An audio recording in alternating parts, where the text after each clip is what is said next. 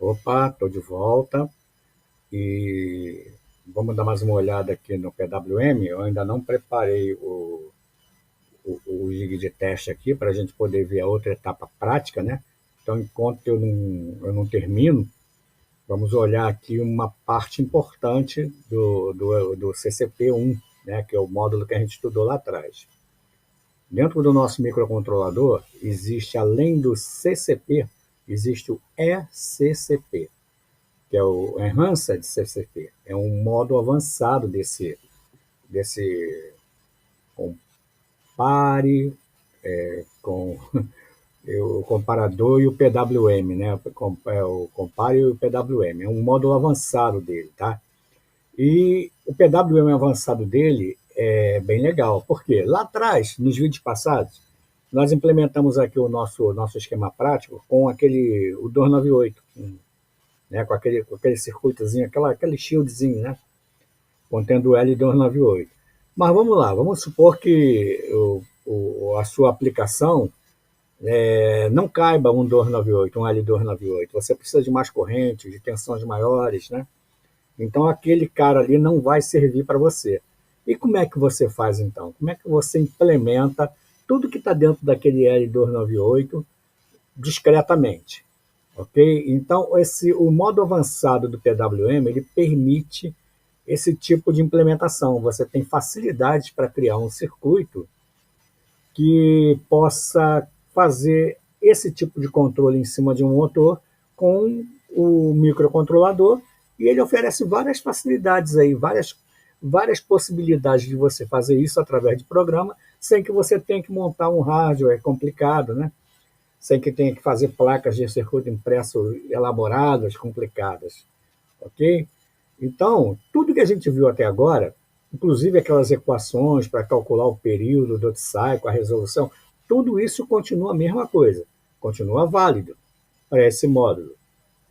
A grande diferença entre esse módulo e o módulo avançado, entre o módulo avançado e o módulo que a gente viu antes, é que nesse módulo avançado a gente tem até 4 pinos de saída. A gente pode ter até 4 pinos de saída. Tá certo? Então vamos avançar um pouquinho. Aqui eu tenho um desenho em bloco do módulo avançado. Então vocês notem que aqui atrás a coisa continua igualzinho. Tá? Eu tenho o PR2 sendo comparado com o timer 2, ok? Que é onde eu vou colocar o período do meu sinal. Tá certo? E aqui em cima eu tenho o PR1L, tá? Que quando esse cara aqui é setado, na hora em que o meu sinal PWM sobe pela primeira vez, eu também transfiro o que está no PR1L para o PR1H, junto com esses 2 bits do CCP1-COM, vocês lembram? Para formar os 10 bits, né? Aí eu passo a comparar esse cara aqui, ó, CCPR1H, com o timer 2, que no primeiro momento em que o nosso sinal subiu, ele foi zerado. Né? Eu tenho a observação aqui da microchip, ó, Clear Time. Então ele foi zerado, certo? E agora eu estou comparando esse cara aqui com o timer 2. Ele foi zerado, mas ele continua ativo, continua contando. E quando esses dois caras aqui forem iguais, o meu comparador vai lá e reseta o meu sinal de saída, o meu sinal PWM. Então o que aconteceu? Ele subiu, né? Voltou e caiu. Quando ele caiu, opa, desculpa aí. Quando ele caiu foi o momento em que eu vim aqui e resetei meu sinal. Então o que aconteceu? Subida e queda é um dot cycle, né? É um dot cycle. O sinal continua, né, em zero até que, nesse momento que ele cai, o nosso timer 2 passa a ser comparado de novo com o PR2. Então, o que vai acontecer? Na igualdade, ele vai subir de novo. Então, ó, eu tenho uma subida, uma queda e uma subida. Desta subida aqui até o início da próxima subida, eu tenho o período que foi determinado aqui em cima, né? Aliás, aqui embaixo, né? Junto com o PR2. E aqui em cima, eu acabei colocando o valor que eu vou determinar o meu duty cycle. Tá certo? Isso aí foi uma coisa que a gente já viu lá atrás, a gente já viu várias vezes, já implementou na prática, né? Agora, lá eu só tinha um pino de saída aqui. Agora aqui eu tenho 4. Mas eu ainda continuo, mesmo no modo Enhanced, eu ainda continuo podendo operar como eu operava antes, ó, no módulo simples, no CCP1. Tá? Basta que eu use esse único pino aqui na minha operação e vai ser exatamente igual como era antes. Agora, eu tenho esses outros três disponíveis. Tá? Então, aqui eu estou dizendo que as equações, tudo continua o mesmo. Tá? E isso, vamos lá, vamos para o próximo aqui. Bom, o PWM-SCP pode ser operado utilizando um único pino de saída, foi o que eu acabei de falar, né? E podemos identificar que o pino CCP1 está multiplexado com P1A. Isso aí também já é coisa que a gente já sabe, né? Bom, para a gente configurar ele nesse único pino de saída, eu vou usar esses 2 bits aqui, mais esses 2 aqui, ó, no registrador CCP1COM, que é esse registrador aqui. Então, eu vou usar PM1 e PM0, que são esses dois aqui, ó, P1M1 e P1M0, e vou usar do CCP1M3 até o CCP1M0, que são esses caras aqui. Ok? Então, olha, se esses dois aqui tiverem 00 e esses caras aqui estiverem com essa combinação, o que eu tenho? Eu tenho PWM de saída única, certo? O sinal modulado no pino P1A em nível alto. Então, o sinal é ativo em nível alto, tá? É como se dá o nome por aí de lógica positiva, né? E os outros pinos são pinos de I/O normal, não são usados por PWM, eles vão ser usados como pinos de I/O normais. Tá? Se eu continuo tendo 00 e tenho essa combinação, PWM saída única, né? Sinal modulado em P1A, ativo também em nível alto, é a mesma coisa. Esses dois sinais têm o mesmo efeito. É isso aí. Aí, ó, continua em 00 e agora, nesse caso aqui, ó, saída única, sinal modulado no pino 1A, só que agora é nível baixo. Tá? O meu sinal de PWM ele é ativo em nível baixo. E isso é para o tipo de transistor que você vai usar, canal N, canal P, né, NPN ou PNP, né? Então você agora tem o sinal ativo em nível baixo e não mais ativo em nível alto. E essa outra opção é a mesma coisa. Continua as mesmas coisas, só que ativo em nível baixo. Ok? Bom, agora, a outra opção de funcionamento que eu tenho, estou mostrando aqui só como é que é a operação em um pino só. Vocês já sabem, né? Dot cycle, né? Um pino só ativo, ó, tá? Em nível alto, e aqui ele está ativo em nível baixo, né? Eu mostro aqui os momentos em que as coisas acontecem. Ele sobe a primeira vez quando o timer 2 é igual ao PR2, aí ele cai aqui quando o P1RH é igual ao timer 2, e quando ele sobe de novo aqui, ó, é quando o timer 2 é igual ao pré-2. Então, ó, dessa subida até a próxima subida aqui, eu tenho meu período. E o tempo que ele fica ativo, o sinal fica ativo, eu tenho dot cycle. A mesma coisa aqui, só que aqui ele é ativo em nível baixo. Ok? Então, vamos lá. O segundo modo de operação é o half bridge. Tá? O half bridge é um esquema de montagem com 2 transistores só, um par de transistor, tá? E nós vamos ver o desenho já já. E eu vou mexer também, eu vou operar também com esse registrador. Tá? Só que agora eu tenho a combinação do P1M1 e P1M0 como sendo 1,0 e não mais 0,0. As outras combinações aqui são iguais, né? Então, para essa combinação aqui, o que eu tenho? O modo PWM em half bridge, ok?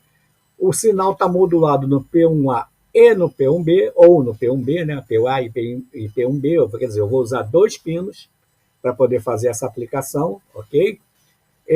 O sinal é ativo em nível alto, e eu tenho P1B e P1... Opa, está errado aqui, tá? Que é P1... Tá, eu tenho P1D e P1C como pinos de I/O, ok? P1B ativo em nível alto, tanto P1A quanto P1B ativo em nível alto. Nessa outra combinação é a mesma coisa, exatamente como a gente viu lá na frente. Aí aqui muda, né? Aqui ele passa para ativo em nível baixo, mas sempre usando esses 2 pinos, P1A e P1B. Ok? Os outros dois, P1D e P1C, são I/Os normais. E a mesma coisa aqui, nível baixo. Ativo em nível baixo. Tá certo? Então esse é o half bridge. Vamos lá, vamos seguir em frente. Aqui está um esquema que é proposto no datasheet do microcontrolador. Ok? Lá no datasheet não aparece aqui o chip, tá? Eu coloquei aqui para ilustrar melhor. Então eu estou aqui ó, com P1A entrando num drive que vai servir para poder excitar esse FET aqui, e P1B, que entra nesse drive aqui também para excitar esse FET. Tá? O motor está aqui, ó. Então vamos supor, o P1A é que está no comando. Então o que, que eu estou fazendo? Eu estou mandando um sinal para esse driver, ele vai lá e vai acionar esse transistor. Então a corrente sai daqui, ó. Esse outro aqui está cortado porque o P1B está embaixo, né? Eles não podem estar em alto ao mesmo tempo. Quando um está em alto, o outro tem que estar embaixo obrigatoriamente, senão isso aqui pega fogo, né? Então vamos lá. Então esse transistor aqui está conduzindo. Então sai do positivo, passa por ele, ó. Ah, esse de baixo, o Q2 não está conduzindo, então passa pelo motor. Tá? E vem para cá, para essa fonte. Ó. Ok? Então o circuito corre desta maneira aqui. Agora, se eu inverter, se eu botar o P1B ativo, o que, que acontece? Ó? P1B ativo, ó, o circuito vai sair dessa fonte, vai passar no sentido contrário ao que passava antes, tá? E vem para cá. Ok? Então, ó, e aqui eu tenho, ó, aqui a corrente está indo para lá e aqui a corrente está vindo para cá, ok? Cliquei aqui de novo, desculpa. Tá? Então, o que, que eu estou dizendo aqui? Ó? A ilustração do Half Bridge está acima, né? Microsoft, tá, ó.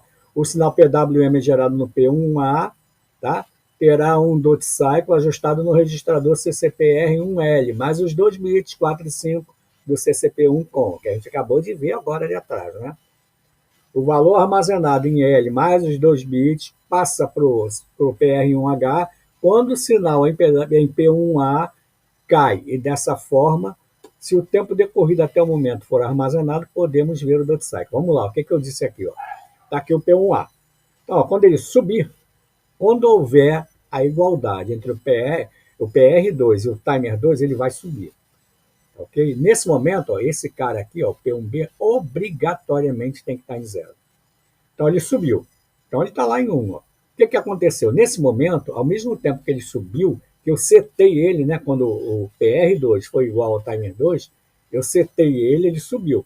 Ao mesmo tempo, o mesmo sinal que setou ele, que setou esse sinal PWM, foi lá em cima e transferiu o conteúdo do PR1H, do PR1L para o PR1H.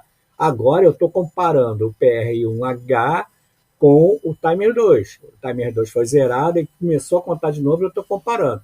Então eu estou aqui nesse momento aqui do sinal, está andando, eu estou comparando. Ele está contando, eu estou comparando. Tá? Quando ele foi igual, quando o timer 2 foi igual ao PR1H, esse sinal aqui é resetado, ele cai.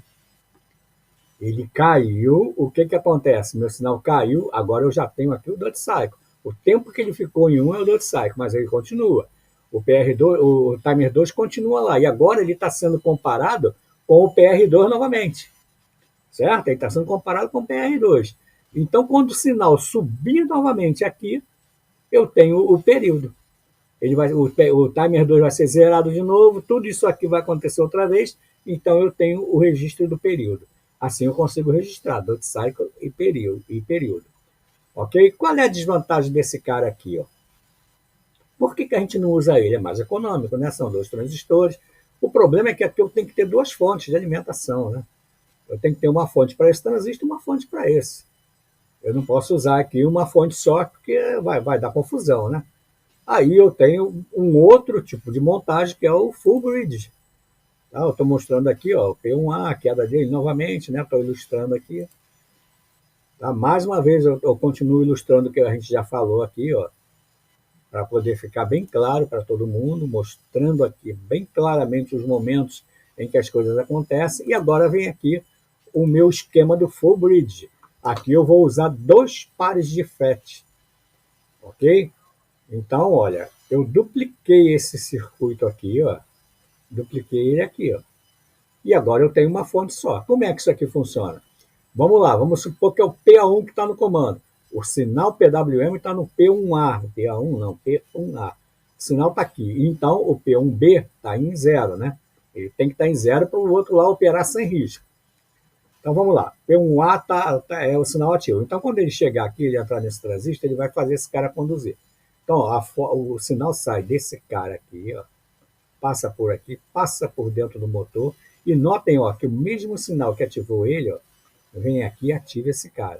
Então ó, o sinal passa por ele, passa pelo motor neste sentido aqui, ó, e passa por esse transistor para o menos. Então o circuito foi esse aqui. Ó. ok? Agora, se for o P1B, eu vou acionar esse cara aqui, não é isso? Vou acionar esse cara e o mesmo sinal, ó, vai acionar esse. Ó. Então, ó, o mais passa por aqui, ó, ao sentido contrário por dentro do motor, ó, e passa por aqui. Tá certo? Então, eu uso mais 2 transistores, em compensação, eu tenho uma fonte só. Tá certo? Tá tudo explicado aqui no texto, esse tipo de coisa. Então, o que, que nós vamos fazer? A partir de agora, nós vamos dar. Deixa eu botar aqui de novo, né, esse negócio aqui, para a gente ficar olhando para ele aqui, que é melhor. A partir de agora, o próximo vídeo, nós vamos implementar primeiro aquela segunda parte prática, e isso aqui eu acho que eu não vou conseguir implementar na prática para vocês. Por quê? Porque eu teria que montar todo esse esquema aqui em plaquinha, com dissipadores, né? Porque os transistores acabam aquecendo com vontade, né? Mesmo trabalhando na região de corte de saturação, eles aquecem, porque a corrente é alta, né, no motor, e é um tipo de material que eu não tenho aqui. Nesse momento eu não tenho. A não ser que, de repente, eu consiga uma plaquinha já com isso montado. Pode ser que aconteça, né?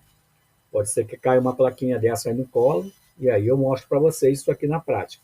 Mas se não for esse o caso, a gente vai ver a prática com o L298, que é o que tem disponível aqui nesse momento. Tá? Eu só estou esperando ver se eu consigo um outro encoder, tá? Com as 3 saídas, com o A, o B e o index, para a gente poder ver isso aí no osciloscópio funcionando. Bom, é isso. Então, a teoria do PWM, tanto do Advanced, quanto do Enhanced, quanto do CCP1 comum, a gente viu toda aqui. Está tudo descrito aí, esses slides aí, esse arquivo aqui da aula eu vou deixar disponível para vocês. Tá? Talvez ainda hoje, ainda, né? De repente hoje ainda eu deixo isso lá disponível. E na próxima aula, no próximo vídeo, nós vamos tentar ver se eu já consegui o encoder, continuar lá com aquele estudo prático desse negócio aí. Ok, gente? Muito obrigado mais uma vez e até a próxima.